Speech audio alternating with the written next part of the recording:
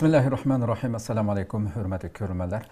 İslam Biz programımızdan 141. saniyyə görüşünlerini karşı alımız. Ben Abdullah Yalğun. Qadirli körürmelerimiz, hemelag malum boğandak, yıllardan bu yan devam kılıvatkan bu programımızda her bir Müslüman, Kur'an, sünnet nuru asıda düşünüş gerek boğan, xilma-xil mavzularni ayrım-ayrım temaga şekilde huzuruna sunup kelyapmiz. Bugün şunun cümlesinden tünügün e'lonimizda bergandek o'tgan sonimizdagi arayalliq 140 sonimizda shu arayallar orasidagi muomala mahorati haqida to'xtalgandik. Shuning davomi sifatida bugun arayalliq turmushga ko'rsatilgan, arayalliq hayotga ko'rsatilgan, tehdit soladigan masalalar haqida to'xtalaylik deb huzurlarda o'tiribdik. Programımızın daimlik mehmini hamalar tunuşup olan hürmetli Ustaz Şarkı Türkistan Ulemalar Birliği şundaqla Dünya Müslüman Alimlar Birliği azası Abdurrahman Cemal Kaşıgari'nin teklif qildiği qimmatli vaqtdan chiqarib kelganligi uchun ko'p rahmat aytamiz. Allah razı olsun.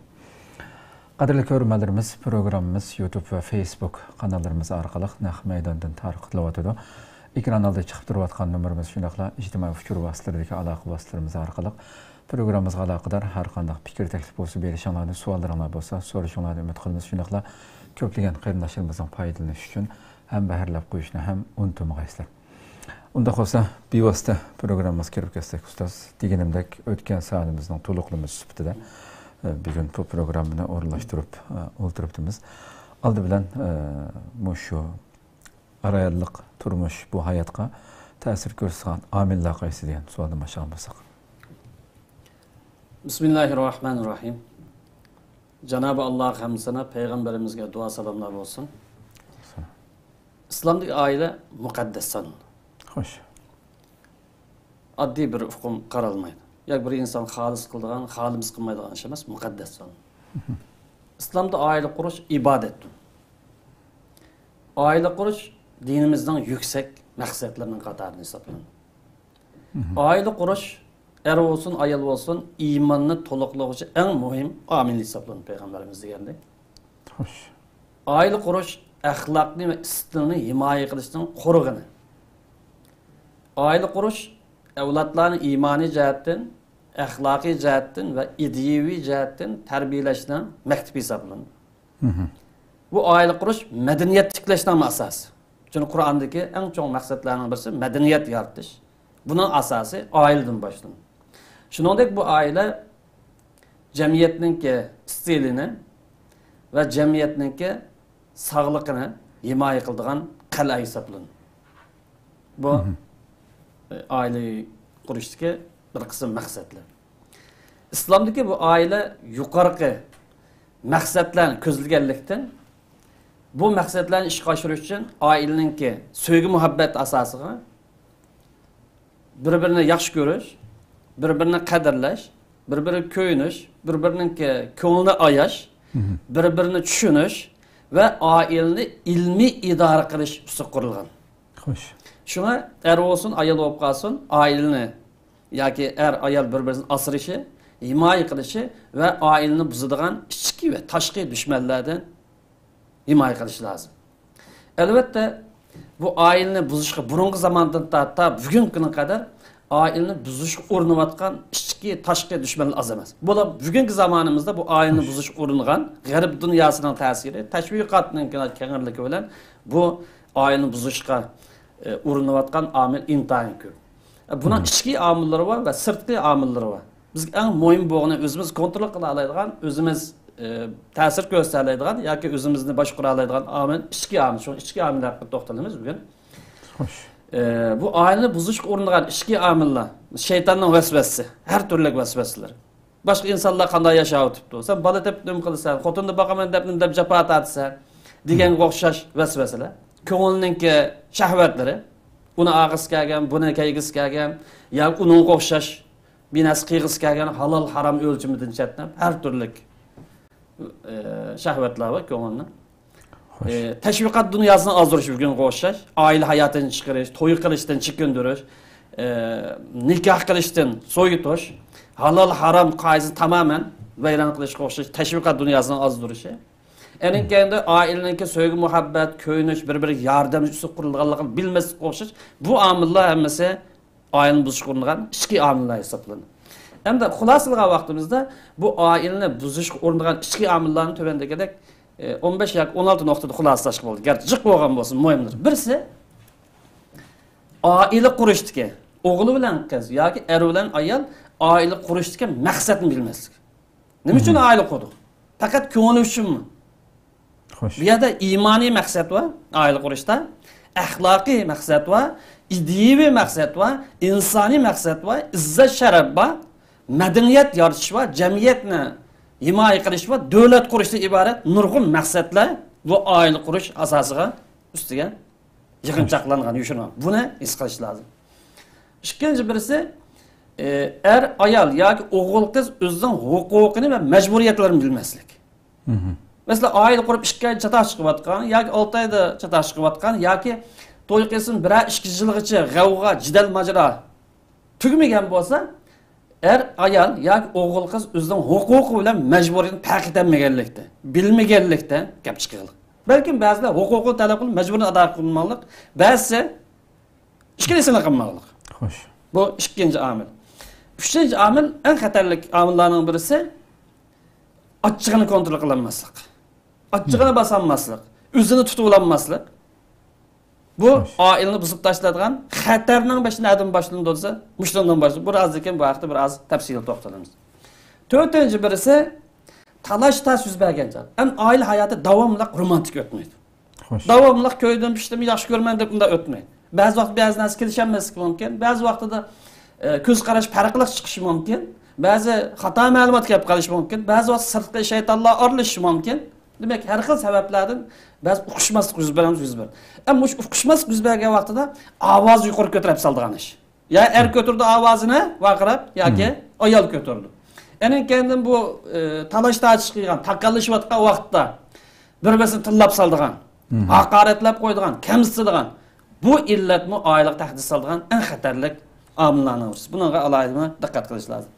5-birisi oiladagi tahdid solgan ishga omilning 5-si oilaning sirrini sirtga yeyitish. Xo'sh. Buni ko'pligan yoshlar diqqat qilmaydi buni. Masalan, buning qatorida er ayollar munosabati. Buni do'stlik deb o'ttirgan qiz taraf yoki o'g'il taraf andig'ay degan o'xshash. Uningdan boshqa masalan iqtisodiy sir bo'lishi mumkin, bexatarlik aloqador sir bo'lishi mumkin, yoki bir sir bo'lishi mumkin. Erniki izzat sharplik taqishadigan bu oilaning sirni qo'g'damaslik, o'g'il tarafdan bo'lsin, qiz tarafdan bo'lsin, buni oilaningki muqimligiga, inoqligiga, chiroyli o'tishiga tahdid soladigan xatarlik omillarning birisi. 6-birisi yomon gumon qilish. Yomon gumon qilish nima kelib chiqsa, o'zaro bir ishonmaganlikdan kelib chiqadi. Bir-biriga samimiy bo'lmaganlik kelib chiqadi.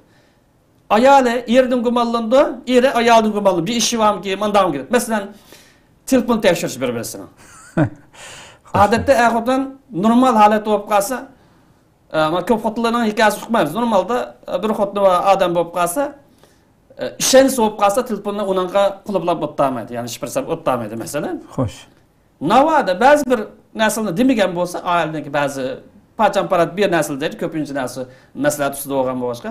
Ammo mandamda telefonga o'chilaydigan, telefon aqtirgan bo'lib qolsa, bu jidal majroga, talash-tashishga, gumonxo'rlik olib boradigan xatarlik omilning birisi. 7-birisi tuyg'usizlik. Xo'sh. Ya'ni ko'nglini ifodalamaslik. Ba'zi bir akishlar va qotazga o'xshaydi. Qo'pol tilda ifodalagan vaqtida. Xo'sh. Mesela siz yaxshi ko'rmansiz, xuddi uni yuz chiqib ketadigandek. Xotin kishining oldida egilib qoldiganga o'xshash.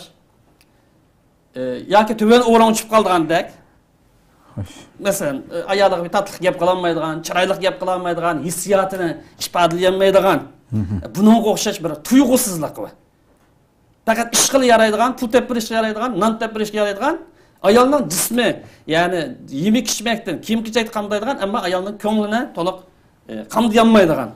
Xo'sh. Bu oilaningki inoqligiga yoki baxt saodatiga ta'sir ko'rsatadigan omillarning birisi. 8-birisi mas'uliyatsizlik. Bu ig'ir ofat. Mayli o'g'il tarafdan bo'lsin, yo qiz tarafdan bo'lsin. Oilani buzadigan ishlarning birisi yo'q.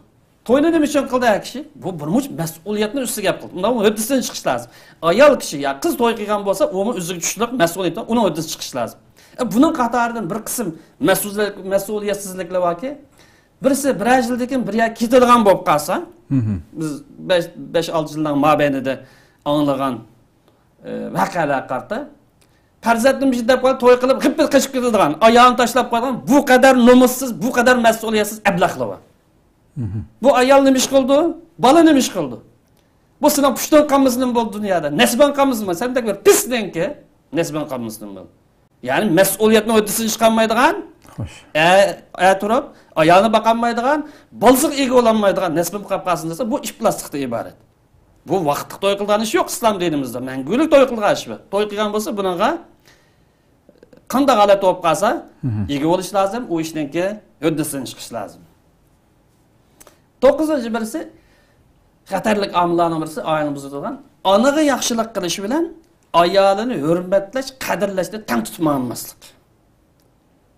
Bu ko'plagan holatda oila hayot chatoq chiqargan ishlarning birisi, ya'ni kelin bilan qaynonning jidili. Xo'sh.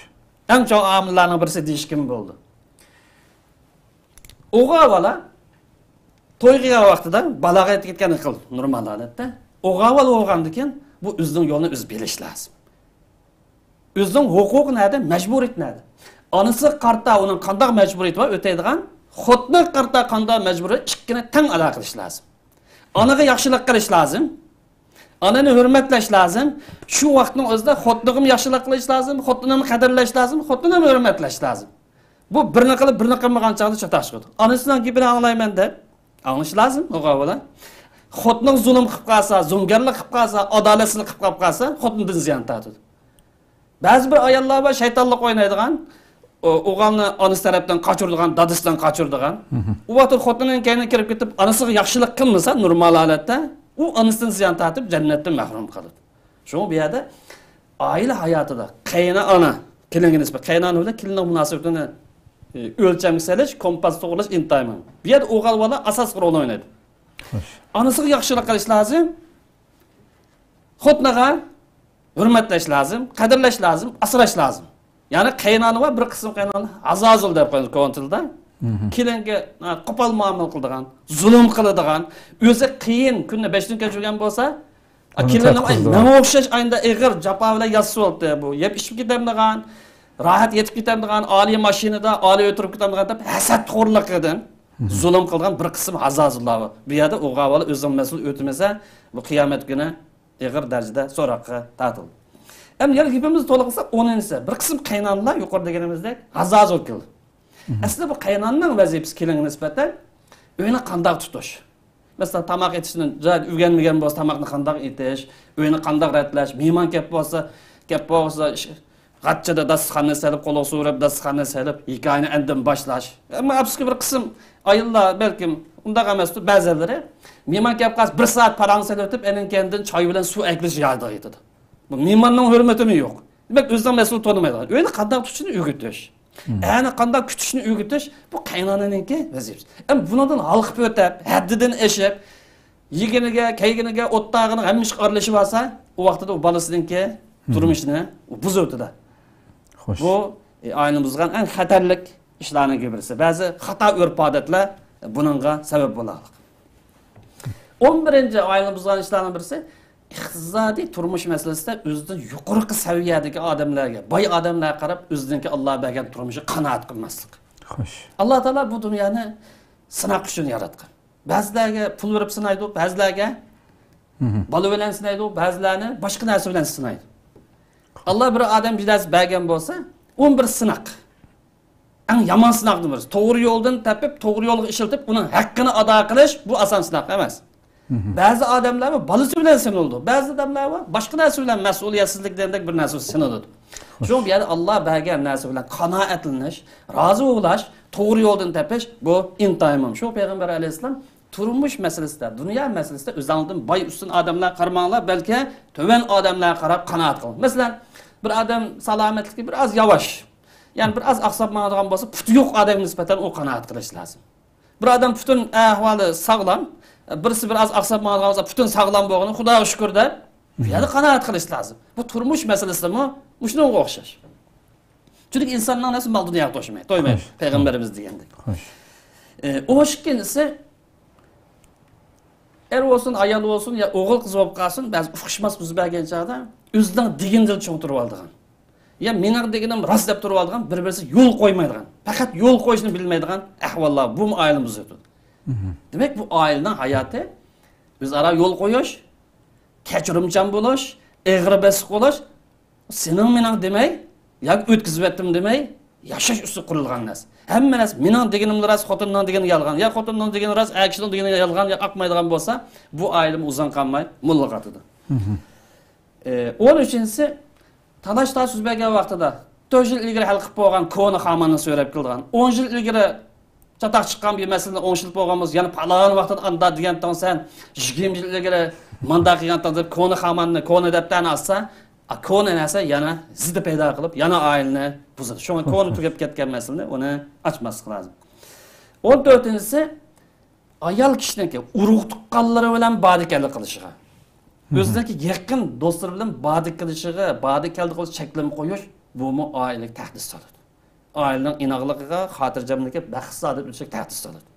Ayol kishiniki dadısının öygü beriş, anasının öygü beriş, aksuosu beriş, hammasi olub qazı bir urug' tuqqanları beriş, onun haqqı bo'lsa haqqı.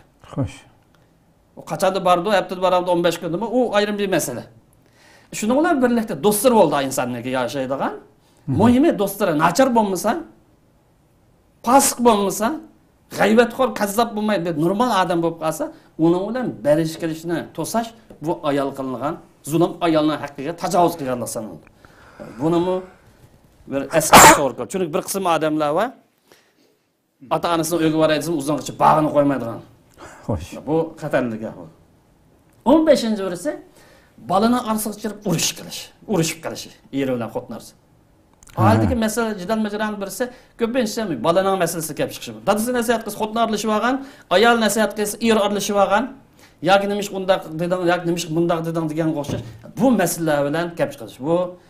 Bunga alohida diqqat qilish lozim. Bola ishkinasining bolasi, dadasi xafa bo'lgan bo'lsa, o'zining bolasi xafa bo'ldi. Onasi xafa bo'lgan bo'lsa, o'zining bolasiga xafa bo'ldi. Buni vasf qilmas. 16-birisi xatolashgan tarafniki o'zining xatoligini e'tirof qilib, afu so'ramaslik.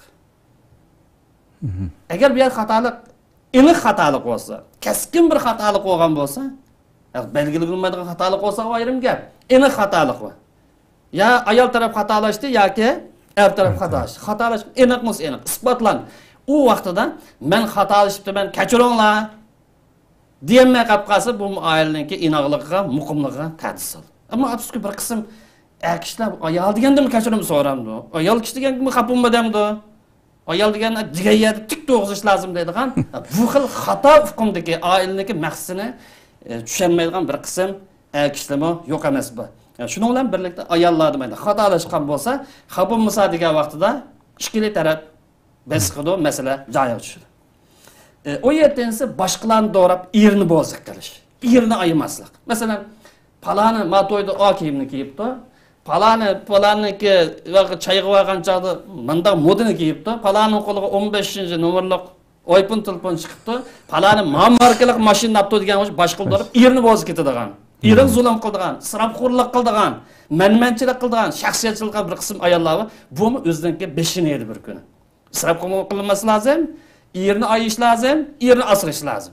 Haqni to'g'ri besh qilmas lozim. Alloh bergan bo'lsa, o'zining yo'lida munosib holatda jamiyatning haqqini, islomning haqqini, jamiyatning haqqini, millatning haqqini ado qilib normal foydalansa, normal gap etsa, normal qaysa, bu shariat yo'li. Ammo chekidan oshgandan keyin, isrof darajasiga borgandan keyin, manmanchilik qilgandan keyin bu kuni 5 yil yerda bo'lgan ishlar. Shunga buningga diqqat qilish lozim. Bu chayni to'la o'ynaydigan, u ham bu ham dasturxon solib isrof qilgan o'rniga balni obdan tarbiyalab, millatning avlodini yetishtirgan mablag' selish lozim. Oxirgisi turmushda amaliy bo'lmaslik. Yani xiyali, filmlardagi o'sha romantik.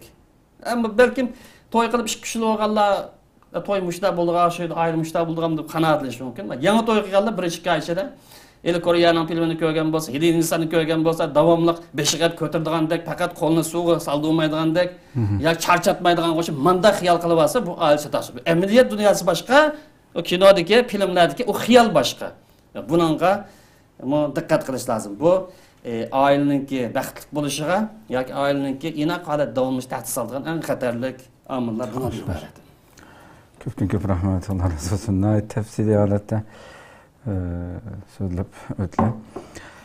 Hamda o'sha yuqorida so'zlanganlarning ichidan men chiqdi hamda.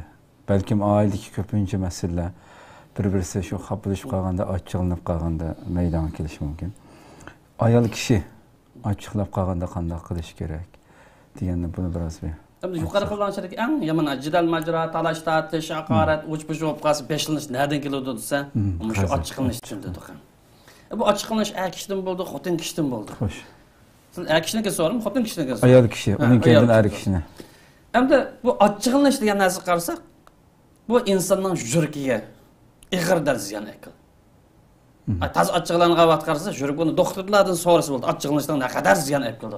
Bunun miyasiga, psixikasiga, ko'ngliga, his tuyg'usiga, ayoliga bo'lgan ko'z qarashiga, munosabatiga, bolalar tarbiyasi, hatto boshqa insonlar bilan bo'lgan ahvolim ta'sir. Masalan, biroz oilasi bilan jidallashib taloq chiqib qolsa, misol deydi.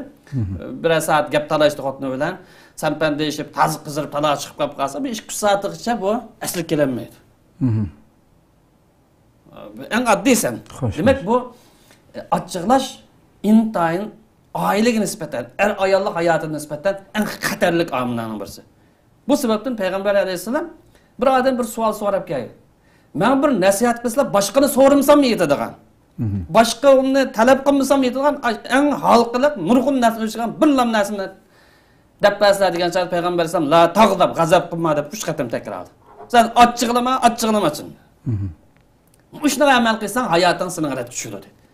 Amaliyotda inson er olsun, ayol bo'lib qolsin, o'g'il olsun, qiz olsun, ochiqini basa olsa, kontrol qila olsa, nurg'un qiyinchiliklardan g'alib kelib o'tadi. Agar ochiqqa ketib qolsa, uyimi buziladi, hamma narsa buzilib, cho'lib, so'nib tugaydi. Shu bu yerda erlar olsun, ayol olsun, ochiqlamaslik ham ochiqlanishga sabab bo'lgan omillarni qilmaslik lozim. Endi bu er ayollik hayoti vaqtlik narsa emas. Masalan, bir odamla 5 kun biz hayat chiqqan, bir oy bo'lgan bo'lsa, albatta qabullashib qolmaydi normal holatda. O'zaro asli baqsa, o'zlari silaveradigan o'sh. Lekin bu er ayollik hayoti umrlik bir bosqich. 24 soat davomli bir hayot turgan bir bosqich. Unda bo'lgandan keyin er ayollik hayotida uqishmaslik, tushunishmaslik, birisiga bir hurmatsizlik qilish yoki qadrini qilmay qilish yoki bir yolg'on gap qilib qilish. Yoki kemisib qilish, yoki bir narsani apirimi deb masalan, kishi 5 yil, 10 yil o'tib kelsam imkoniyati bo'lsa-mi unutildirib yo'qdiman deb masalan, va'dsizlik qilish, gumonxo'rlik qilish yoki bu ayolni qanday qiz xursand qilgan oldi deb u ayolning ko'nglini tushanguni emaslik yoki ayol o'zini ifodalamaslik. Ba'zi odamlar va demasammi meni tushunsa oldi deydi xotin kishidan kelmasdan. To'yganlarimiz bildimdi masalan. Shunga o'xshash ahvollar yüz birimde odası ayda 100 bir. Bu aile bunun da xali olamız, xali bulmaydı. Ya oğlanı duç kıldı, ya buna duç kılıdı insan. Balıçak oğa vaxtada başqaça özgürdü, biri olsa, 2 olsa, 4 olsa, her türlü qiyinchilik 100 birden bir yerde olmasa bir yerde.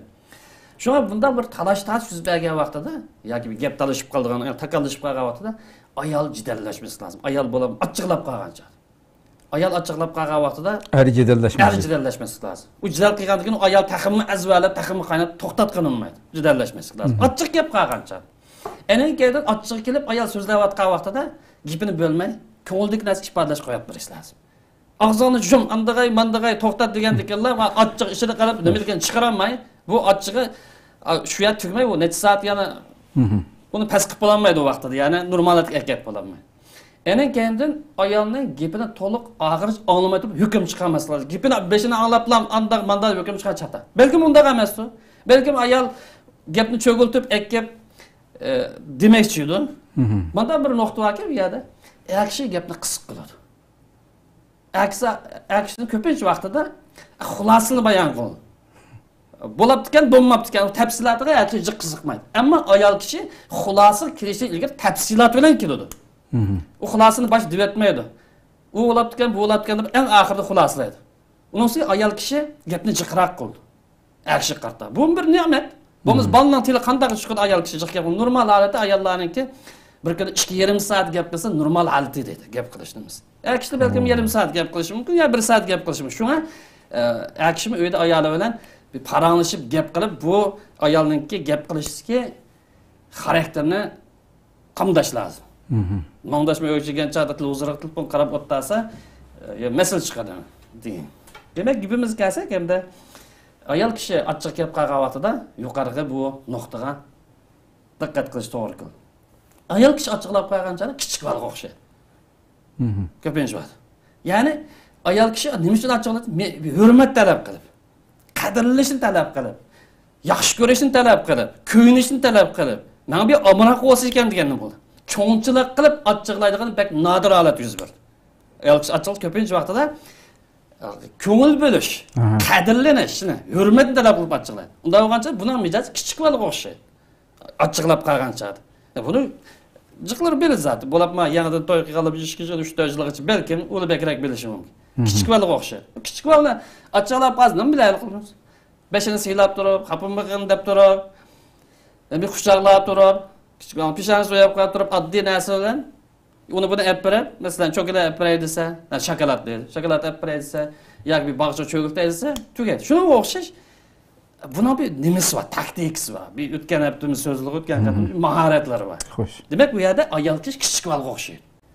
Bir xapimig'in deb turish, Biraz düşüp ketmedi. Eğer ayollik alakası aşıyor. Çünkü düşmeye gidilmeydi kapımız. Onun yüzü düşüp ketmedi. Eğer ayollik kapılmazsa onun yüzü düşüp ketmeydi. Ayolımı, eri kapımızı dese, keçirim sorsa, Apple sorsa, ayolımız düşüp ketmeydi. Birbirisinden yüzünü götürdüğün ama iş kısım birisi, düşürdüğün iş kısım birisi. Başkaları dese belki yüzü kızarıqa bilen, er ayollarsa yüzünden yüz vermeydi. Şuna, erkekler bu ayolların maharette kandan hoş kılış bilse. Ayollarını hoş kılmak o kadar addi. Bir tal gür taqdim qilish, bir tal so'qoq dondurmaga o'xshab binasi taqdim qilish. Pat-pat. Bir ancha-muncha ormaldirish uchun bog'chani cho'g'iltish. To'ttamdan arsa davomli qilib qo'ymasdi. Buni vositalar jiq. Demak, bir kichik bolani qanday xo'sh qilsa bo'ladi degan o'sha ayolni xo'sh qilish u qadar oddiy. Muhimi ayolning talab qildig'ini achchiqlab qolganchada qadr qimmat izlash. Bir hurmat izlash. Buni his qilmay qolib qolsa, chatoshqir. Bir yer shuni eskartimizki, qarindoshlari bo'libmi erkaklarga, yoshlarga, karlarga, bovaylarga ayol kishi g'am qilgan vaqtida yo qayg'urgancha, ochiq gap qilgancha bu aqli xitob qilish emas, ko'ngliga, qalbi xitob qilishga muhtoj. Buni obdan tushunish lozim. Masalan, ba'zi kalla ishlamaydigan o'chi bu ayol kishi ochiq gap qilganchada xitobga aqliy, falsafiy, mantiq uyg'un bunda xitoblar muhtoj emas, bu ko'ngilni yasashga muhtoj. Qalbiy xitob qilishga muhtoj uni.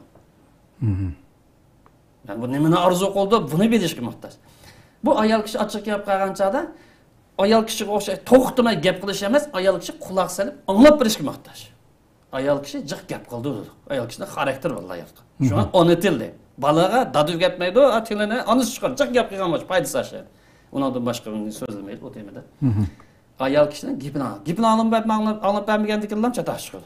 Birini dep dost. Şuna olan birlikte ayol kişi xapılaşık emas, bu köngül bölüşke muhtaç. Yani şu nima uchun xapılaydı desa, men köngül böldeydi, meni ko'tardi. Yani meni hurmatladi. Ayol kishi chechiladi, er kishi chechilishga emas, köngül bölüşke muhtaç. Şu bu 4 nuqtani, xulosalar 3 nuqtani er kishilar yana to'y qilganlar alaydı bilish lazım. Şu ma'nan sabab mandaq, ana sabab mandaq deb bek mantiqli falsafilik gapirsa jiq ta'sir qilmaydi. Bulapmi ochiqlab qolgancha. Ayol kishi ochiqligan vaqtida aqldan bakrak u nima ketadi? Tuyg'usiga. Biz o'tgan qatam balkim to'xtalgandik. Tuyg'usiga, hissiyatiga. Payg'ambar alayhisolamning hadis shuni ko'rsa. Demak, bu tarbiyasi yig'ilgancha masalan bir qiyinchilik bir ko'rinish, bir urushniki, bir qirg'inchilikning ko'rinishi suratda yoki video chiqib qolsa, er kishi bilan ayol kishini kelib qolsa, qaysi ta'sirlandi ekan? Qaysi yig'laydi ekan? Qaysi qabul qildi ekan? Bu yerda belgilab oldi, ayollar tez ta'sirlandi. Demak, bunday vaqtida uniki aqliy, logika, mantiq holat emas, balki ko'nglini yasaydigan bu gaplarga muhtoj. Bu bo'ytaqlarga va cho'nglarga foydali ham deydi, yangidan to'y qilganda bo'ytaqlarimiz. Shuna deydiganimiz, ayol kishi ochiqlab qolgancha, er kishi ayolni ochiqini keltirgan so'zlardan saqlash lozim. Birinde taqim ochiqini keltirgan so'zlarni qilmaslik lozim. Ham silkimaslik lozim. Ham qo'l tekizgan ishni qilmaslik lozim. Ochiqildan o'chib o'shida.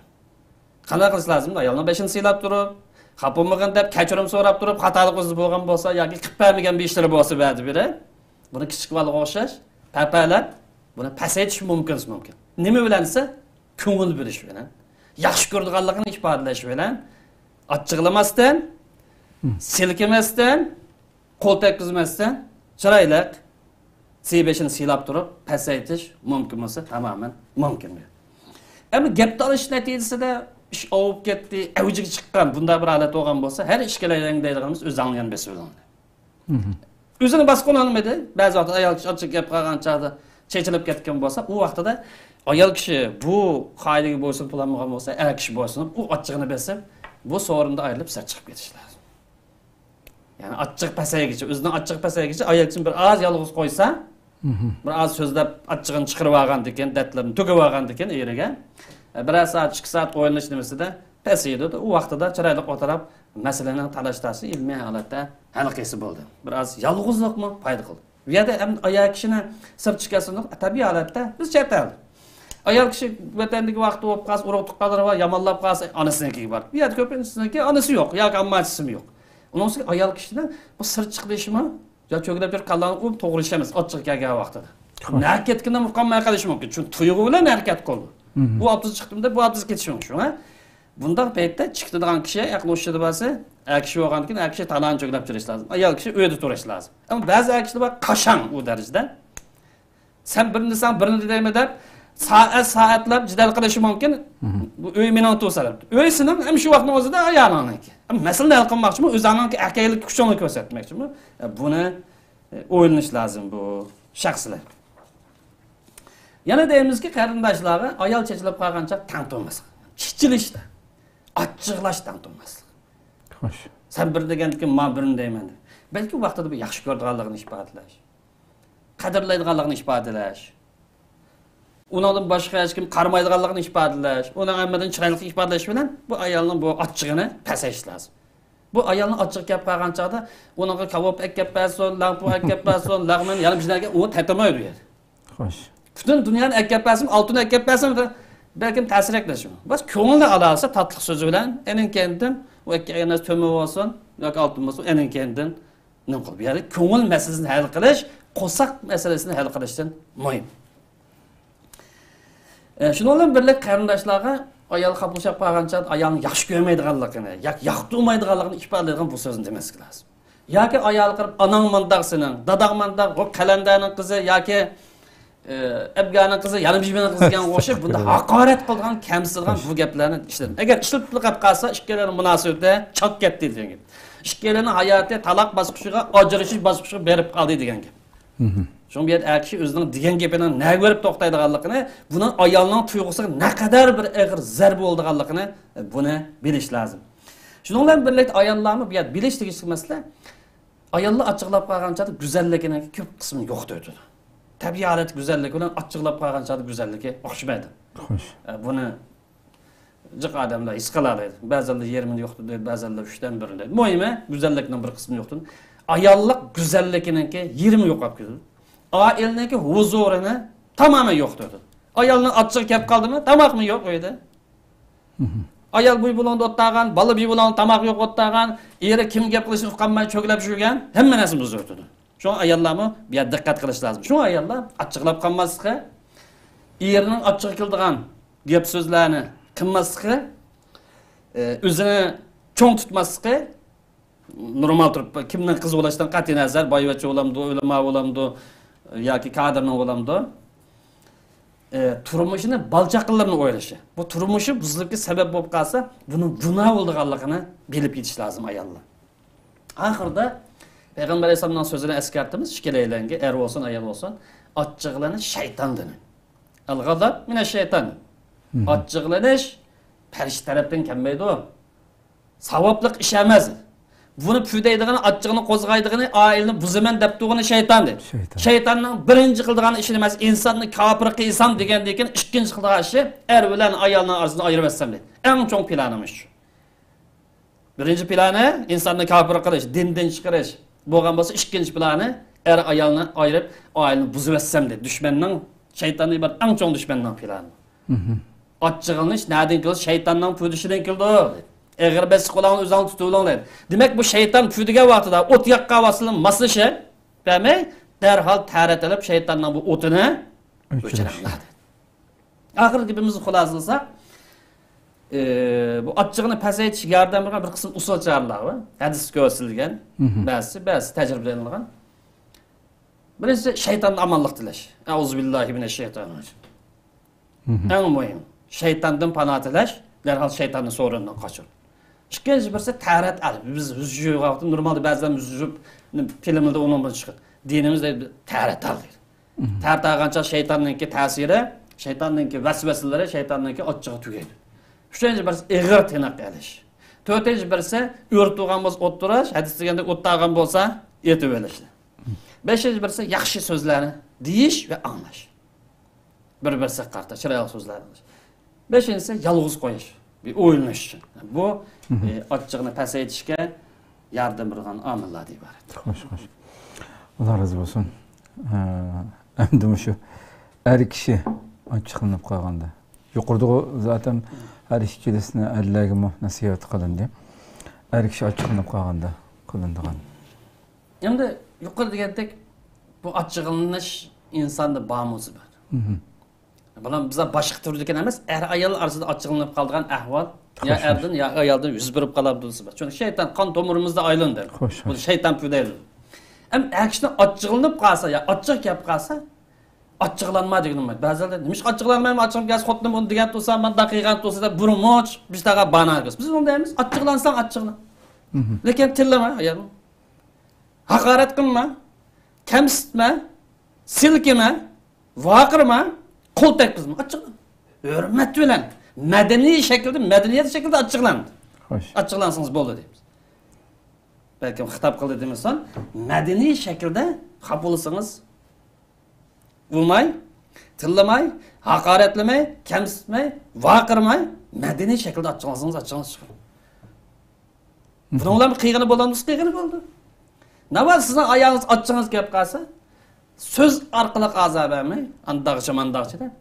Yak silkemasdan, yak qo'l tekkizib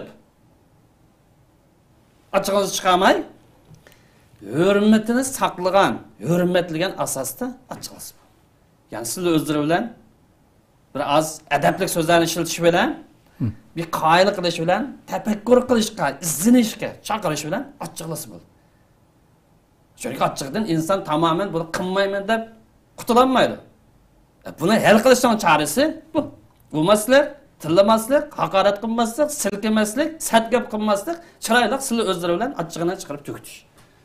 Bu vaqtda qiling deymiz kishilarga. Nima uchun bunday deymiz? Chunki hayot shirikingiz bo'lgan ayolingizni qiz vaqtida ota-onasi sizga bergan chog'da ursin, tillasin, vaqirsin, yig'lasin deb bermagan. Ota-onasining eng nozik qizi. Mayli birinchi qiz bo'lsin, oxirgi qiz bo'lsin, mayli ikkinchi qatim cho'kan bo'lib to'y qilgan qiz bo'lsin, ota-onaga nisbatan qiz nozik bo'lsa nozik.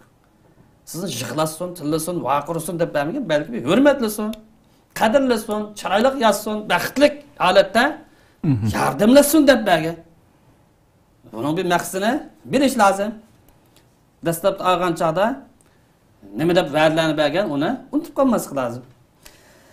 Bu yerda yana eskartganimiz qarindoshlarga, erlarga bu ayolni hurmatlash, qadrlash, izzatini qilish, siyliq, yaxshi muomala qilish erkaklikning alomati.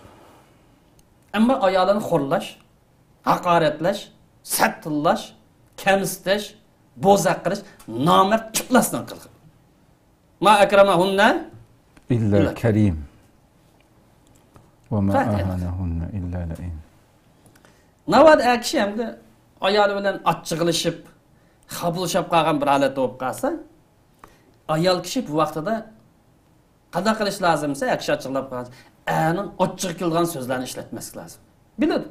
Nimaga ochiq keladi, nimaga ochiq kelmaydi. Chunki uzun mezgil yashagandan keyin xarakterini bilmasa bilish o'rganish lozim. Biroz psixika o'rganish lozim. Aningki ochiq kelgan so'zlarni qilmaslik lozim. Tarsalik qilib, qasdan urush ijodal chiqarma deb ishni yo'g'natmaslik lozim ayollar. Gap qilgan vaqtida ayirib o'xshash, vaqirab, jaqirab, olamni bir elib beshamlik qilib, bundaq javob qilishdan saqlanish lozim. Sabr qilishi, eg'ir basiq bo'lishi, sukut qilish o'rganish lozim. Bu ishni pasayish. Biz akishim dedik. Ayol kishi ochiqlab qolgan chog'da takallashmiz. Jizdal qilma, so'zni anglabma, oxiri chiqish o'kim chiqqan.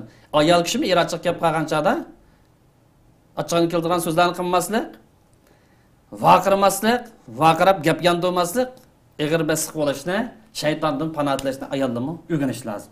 Ham vaziyat bir tinch holatga kelgan vaqtida bu ishninki jarayon tafsiloti haqida qayta suhbatlashib, masalani ilmiy yo'l bilan hal qilib olsa fursat bor, musiba. Ammo ayol kishi sukut qilganmadi. Erini ochiq gap qilgancha bu ayol kishi tang to'da, biriga birini deb to'di. Sukut qilmadi. Yoki bir atal gapdan qolmadi. Bu ayolning og'zini valaqtab kirga o'xshash, qamlashmagan g'alati, nachar gaplarni qiygan to'di. Bundan aytasiz ish yo'g'onab ketgan bo'lsa, yana kimni basimiz, yana akishni basimiz. Nimishki yana bir yerda akishni basimiz desa, ayol kishi hissiyot bo'yicha ish qilgan bo'lg'achqa, tuyg'u bilan ish qilgan bo'lg'achqa, o'zini kontrol qilmoqqa ochiq gap qilgancha ta'sir.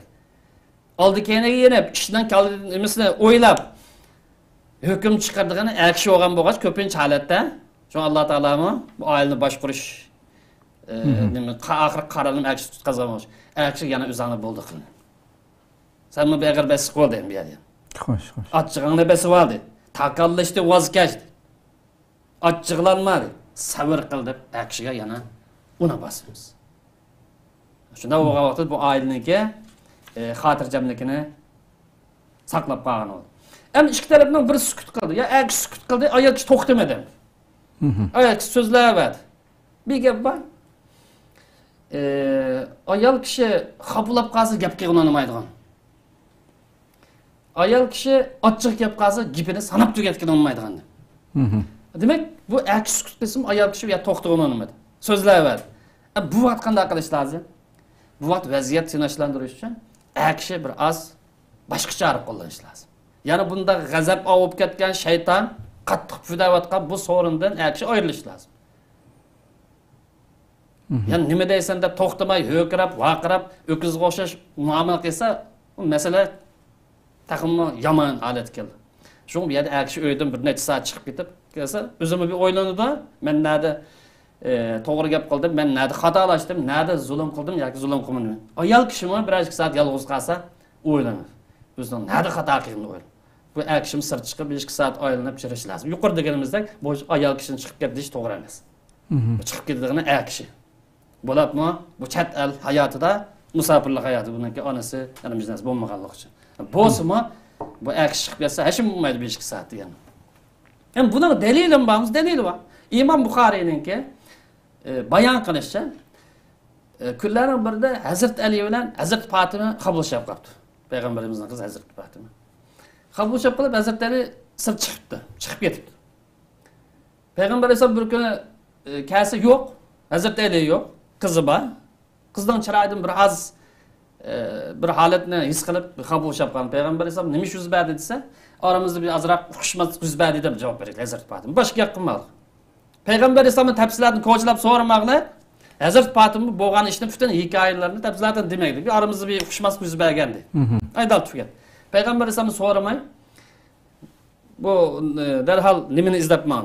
Nega chiqib ketdingiz, mishon ketdi degandan u Hazrat Alini topib, uningga bir chiroyli chaqchaq qilib, kijo'g'la deydi, bugungi zamon tili bo'yicha. Uning bir beshini siylab, nim bo'ldi deb ahvolni egallab, uningga yo'l ko'rsatib, bir qabulmagan deb o'zining turmushini asli keltirgan deb yo'l ko'rsatgan. Demak, buningdan nima tushunamizsa, ya'ni bu qabullik yuz bergan vaqtida, agar 1-2 soat chiqib ketsa, bu ish joyiga tushirganligini. Ikkinchi birisi, mujda bir xushmaslik bo'lgan chog'da qizning dadisi yoki onasi yana bilsa, bu andaqchi mandaqchi deb paloq buloqlam, igizpas qalaymagan gapni qilmasdan, ishning jarayonini asli keltirishga chiroyli qilsa, uningga umid qilish lozim. Bu orqali erningki ochchig'ini boshqani bo'ldi, oilani baxtlik asli o'zining yo'liga qaytgan bo'ldi. Xo'sh. Ko'pdan-ko'p rahmat, haqiqatan nihoyatda qimmatli ma'lumotlarni berdi. O'tgangi son bilan bugungi son inshaalloh bir-birini to'liqlab go'zal bo'ldik. Inshaalloh Rabbim bu ta'limotlarga, bu so'zlarga har bir ayollarni, qiz yigitlarni shuning bo'yicha yaşashga müyesser kılsın deymiz. Qadirlik görürmelerimiz, şuna qılıp bugünkü sanımızı müşahede ahırlaştırsak, hakikaten ötkenki san bilen onu kömügellerinin görüşünü tavsiye kılımız. Bugünkü sanımızda intayin kıymetlik bir-birinden muhim mezmunlar sözlendi bir aile üçün. Bunun tuluk paydalanışımız üçün tuluk görüşünlerini tavsiye kılımız.